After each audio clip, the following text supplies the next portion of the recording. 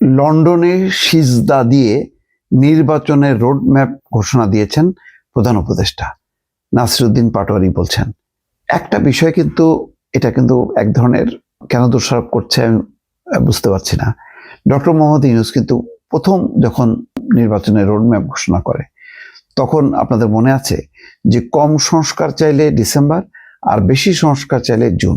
তাহলে এখন কি হলো, ডিসেম্বরও না জুনও না, অর্থাৎ প্রথম যেই সময়সীমা বা মাস ডিসেম্বর আর শেষ মাস জুন, মাঝখানে কিন্তু তিনি ডিসেম্বরও দিতে পারেন, জানুয়ারি, ফেব্রুয়ারি, মার্চ, এপ্রিল, মে, জুন, তার মানে ৬-৭টা মাস কিন্তু ওনারা হাতে থাকলো স্কোপটা, যে এই সময়ের মধ্যে তিনি বুঝবেন যে কখন দেয়া যাবে।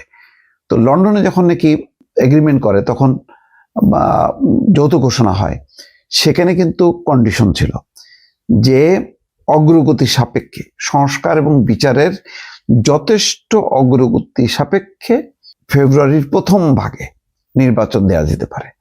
তারপরে তিনি আবারও স্পষ্ট করলেন 5ই আগস্ট, গত 5ই আগস্ট, যে রমজানের আগে, রমজান 18 বা 19 তারিখ, তার আগে সম্ভাব্য তারিখ হচ্ছে 12ই ফেব্রুয়ারি।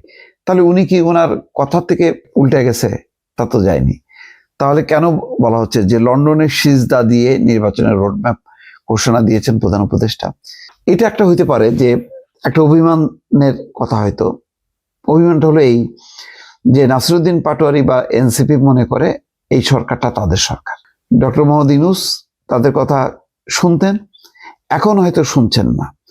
এখন যেহেতু তিনি বিএনপির কথা শুনেছেন, অর্থাৎ ওই লন্ডনে যৌথ ঘোষণা দিয়েছেন, যেই ঘোষণার বিরুদ্ধে কিন্তু জামাত ইসলামীও বলেছেন যে এটা নজিরবিহীন, এটা কোনো একটা দলের সঙ্গে এইভাবে যৌথ ঘোষণা দেওয়া যায় না। তো যাই হোক, ঘোষণা দিক আর যাই হোক না কেন, ডক্টর মোহাম্মদ ইউনূস কিন্তু সেই ডিসেম্বর থেকে জুন এই সময় সীমার মধ্যে থাকলো। এটাকে এখন দিনকে দিন আমি দেখছি যে বেশ চড়াও হচ্ছে, যে বলা হচ্ছে ডক্টর মোহাম্মদ ইউনূস সংবিধানকে পাশ কাটায় গেছে, তারপরে এই যে তিনি সিজদা দিয়েছেন এই কথা বলছেন, তারপরে সরকারের ব্যর্থতার অনেকগুলো কথা বলছেন, অথচ এখনো পর্যন্ত বলা হয় যে এনসিপির 2জন নেতা আছে। আসিফ মাহমুদ সজীব ভুঁইয়া তো বলেছেনই যে শিডিউল ঘোষণার আগেই তিনি পদত্যাগ করবেন। কেন পদত্যাগ করবেন? নির্বাচনের জন্য। তাহলে কোথার থেকে নির্বাচন? এনসিপি।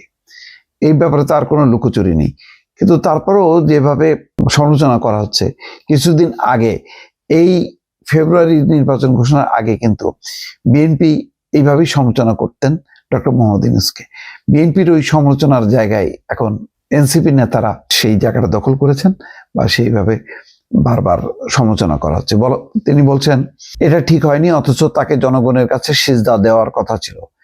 এখনো সময় আছে কেবলা পরিবর্তন করে জনগণের কাছে যাওয়ার, অর্থাৎ ডক্টর ইউনূসকে কেবলা পরিবর্তন করতে বলছে, যে বিএনপির দিকে না, কেবলাটা হবে জনগণের দিকে, সিজদা দিতে হবে জনগণের কাছে বা জনগণের দিকে। দেশে সংকট নিরসন করতে হলে একমাত্র সমাধান গণপরিষদের নির্বাচন। বিএনপির 60% জনসমর্থনের দাবি এক ধরনের আস্ফালন। শনিবার বিকেলে রাজধানীর বাংলা মোটরে দলের অস্থায়ী কার্যালয় জুলাই সনদ বাস্তবায়নে গণপরিষদের নির্বাচন শীর্ষক আলোচনা সভায় এই কথা বলেন। আসলে ডক্টর মোহাম্মদ ইউনূস হয়তো বিএনপির চেয়ে অনেক বেশি দুঃখ পাবেন এনসিপির এই তরুণ নেতাদের সমালোচনায়, কারণ ডক্টর মোহাম্মদ ইউনূস নিজে বলেছেন যে ছাত্ররা আমাকে ক্ষমতায় এনেছে, তাদের ডাকে সাড়া দিয়ে আমি এসেছি।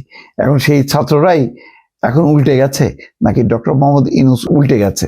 এটা হলো এখন প্রশ্ন। ভালো থাকবেন, আল্লাহ হাফেজ।